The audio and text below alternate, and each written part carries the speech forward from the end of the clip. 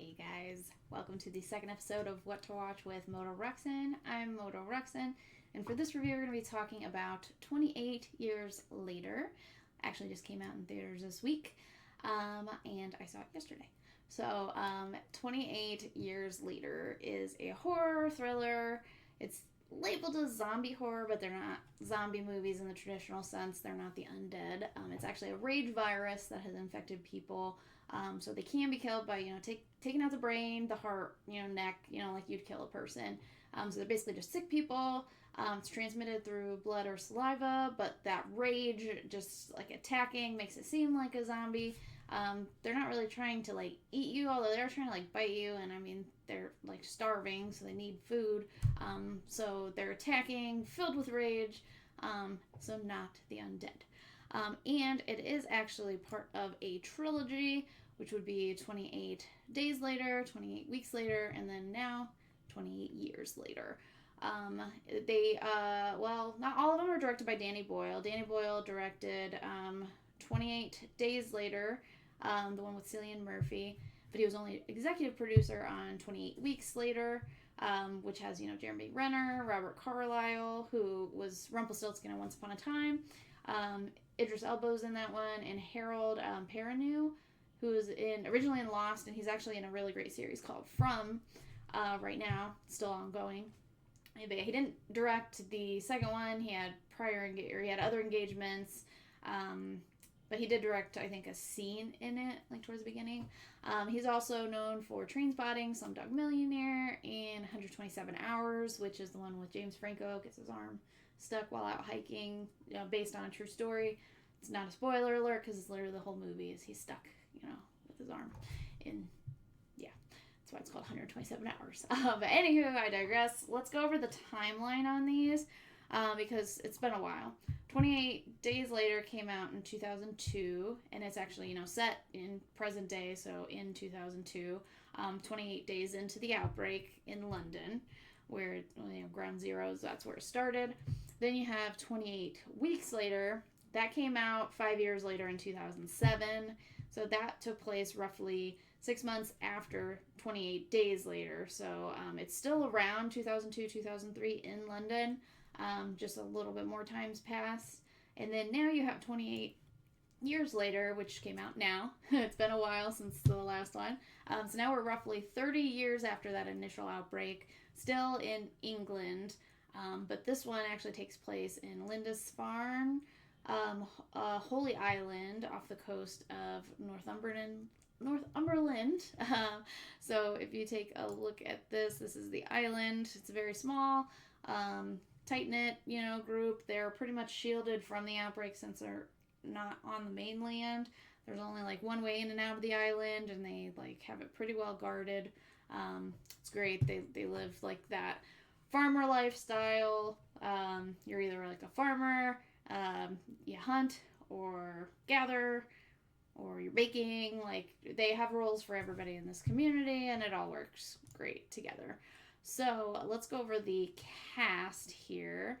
So let's see. So we start out like the movie with father-son here. So Spike is the name of this boy here. He has been in His Dark Materials, season 3, which I don't think I've seen the third season yet. But he was great in this movie. So Alfie Williams plays him. And then you have his dad is Jamie. He's, Spike's father, played by Aaron Taylor Johnson. He's in tons of action movies. Most recently, besides this movie, was Craven. He's been in Nosferatu, Fall Guy, Bullet Train, which, love him probably the most in Bullet Train.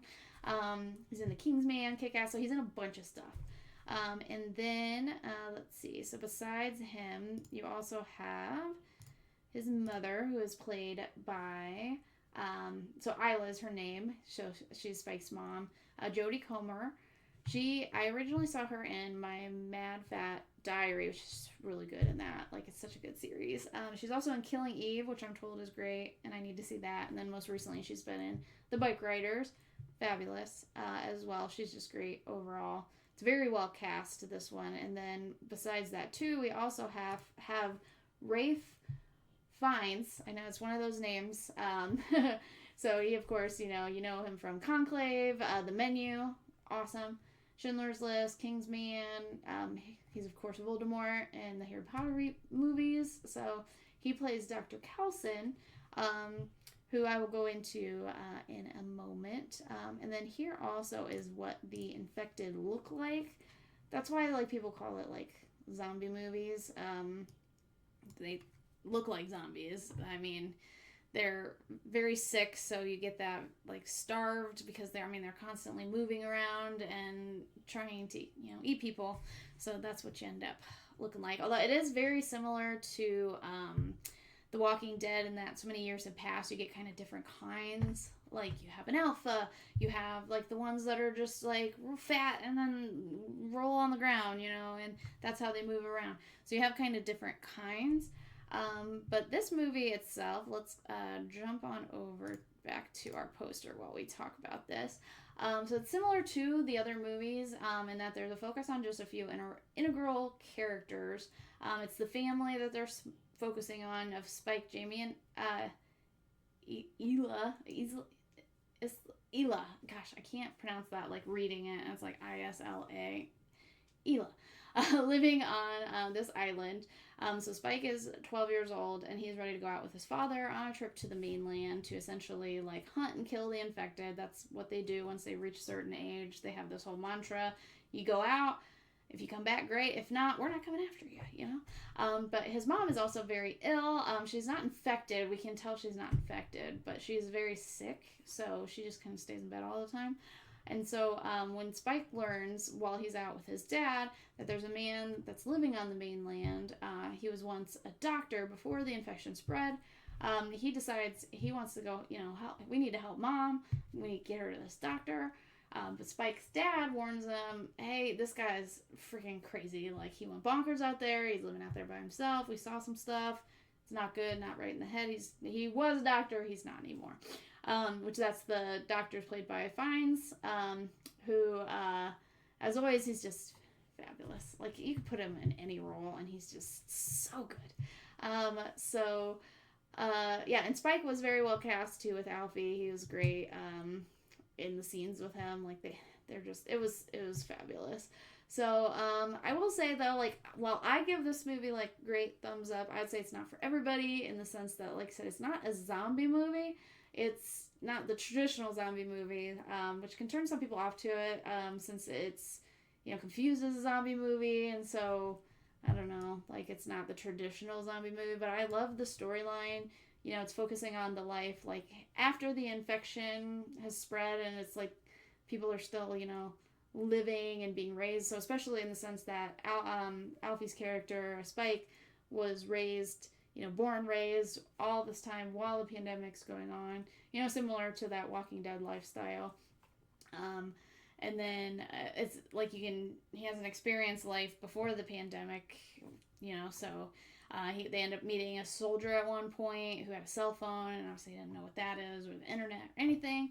I'd rank it. It was really good, really well done. The reviews are great, and it's for good reason. It's beautifully shot. Like, the storyline's good. It makes sense. Like, the things that they do, sometimes you watch horror movies and you're like, stupid, but all of it's done for a reason in this one, and it's logical, and it's something that, like, you want to try and save a loved one, so of course you're going to try and take her to this doctor.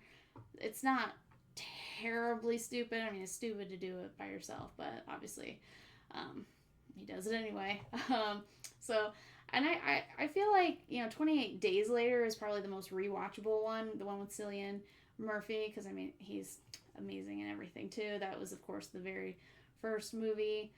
This one I probably wouldn't, it's maybe not the most rewatchable, but, like, I'd watch it maybe with somebody else, like, who's watching it for the first time.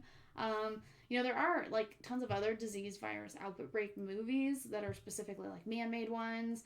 There were a string of movies, like, after 28 Days Later. You had Quarantine in 2008, The Crazies, 2010, World War Z in 2013.